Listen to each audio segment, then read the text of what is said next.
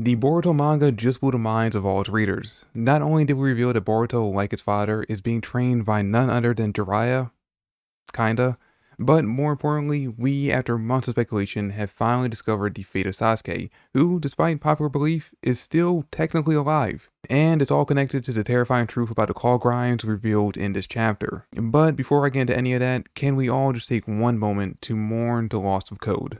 No, he's not dead, but his relevancy as a villain has basically completely diminished, to the point where I'd be hard pressed to say that he's a threat to really anyone at this point. It's honestly sad the trajectory that Code's story has gone so far, because coming into the time skip, it truly seemed as though he was being set up as being a major threat to the series. His limiter had been removed, making him stronger than Ishiki, the guy that took Naruto sacrificing Kurama to defeat, and he seemingly had an endless army of mini Ten-Tails under his control. These two factors alone should have made him the biggest obstacle for everyone. Sure, Kalki, after stealing Boruto's life, made him Boruto's main antagonist, but I thought we'd at least see in the first half of the series the two teaming up to take on Code. But these last 3 chapters have completely deflated any prospects I have of Code being a serious threat, with Boruto constantly saying in chapter 2 that he could kill Code anytime he wanted, and then backing that up in chapter 3 with his new jutsu. And then in chapter 4, the introduction of the newly involved Claw Grimes have completely kicked Code out of the race of being a series-long antagonist. Hell, we can even add in the ending to chapter 1 with Boruto landing on his face. These first 4 chapters have succeeded in embarrassing Code so well that by the end of this one, he ends up running away with his tail between his legs. And honestly, that's where I think he's going to be for a majority of the story. On the run while both sides are hunting him down. The Claw Grimes because he is the key, the one thing that could possibly undo their evolution, although I'm sure it's not going to be that simple.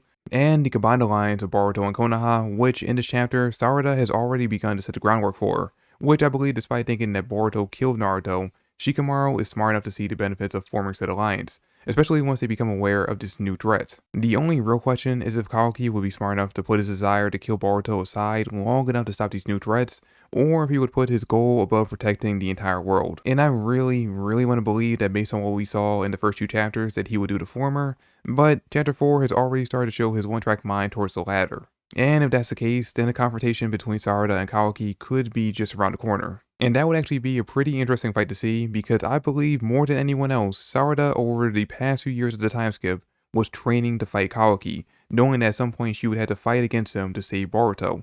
So more than likely she's already developed a few techniques that can bypass his Otsutsuki abilities. Anyway, moving on to Code's replacements, these new Grimes seem to be set up as the bad guy group of Boruto 2 Blue Vortex, basically a second version of Kara, and they meet all the necessary requirements of being the new big bads. There's at least 4 of them, and if what happens to Soegi happened to more people around the world, then possibly a lot more. As divine trees, they are able to modify and transform portions of their body, and seemingly are able to perform the jutsu the person they are based on could use, as we see the Sasuke Grime use one of his lightning-based attacks. And most importantly, they look cool as hell. But there's just one important question we have to ask about them. Who are they? It's easy enough to tell who 2 of these evolved Grimes are based on, Bug and Sasuke, and more than likely we'll see one in the future that has some similarity to Soegi, even though we know absolutely nothing about him because he's a brand new character, but there are still 2 we know absolutely nothing about.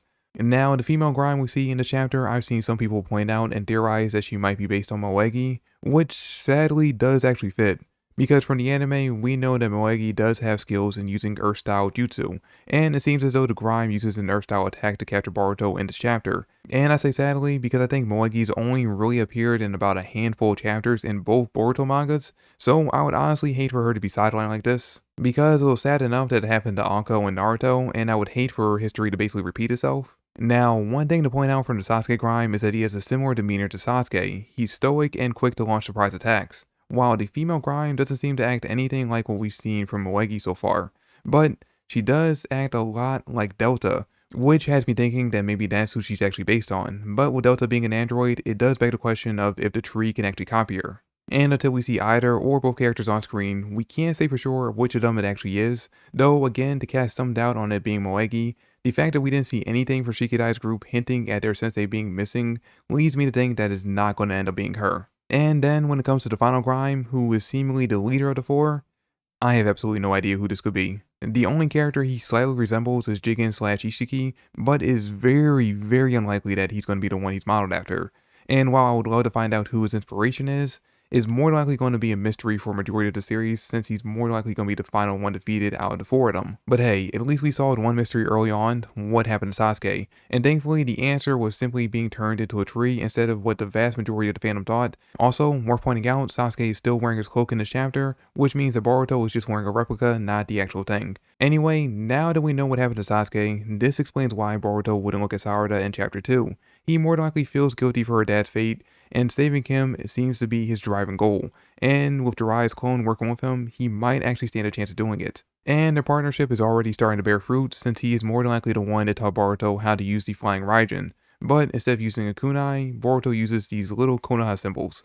As we see the toad, he attached a code holding one, and its location being the place that Boruto teleports to both times he uses the technique in this chapter. And I guess he must have one buried at the Sasuke tree too, because he was able to teleport there pretty easily when he was about to get overrun by the four Grimes. Now, one last thing I want to mention: in one of the unofficial translations of the chapter, the evolved Grimes were referred to as Shinju, which I found a few different meanings for in Japanese, one being the name for a breast bondage technique, the other meaning pearl, and the last one meaning double suicide. They each use vastly different kanji, so I'd have to see which one was used in the Japanese version of the chapter to try to connect the dots between the meanings, but based on the evidence we have from the chapter, I would be more likely to say that it's more likely going to be the double suicide one. Anyway, I don't really have a good outro for this video, so I'm going to leave you guys with a question. How do you think Boruto will end up saving Sasuke? Will he need code to somehow release him, or will defeating his grime counterpart free him from the divine tree instead?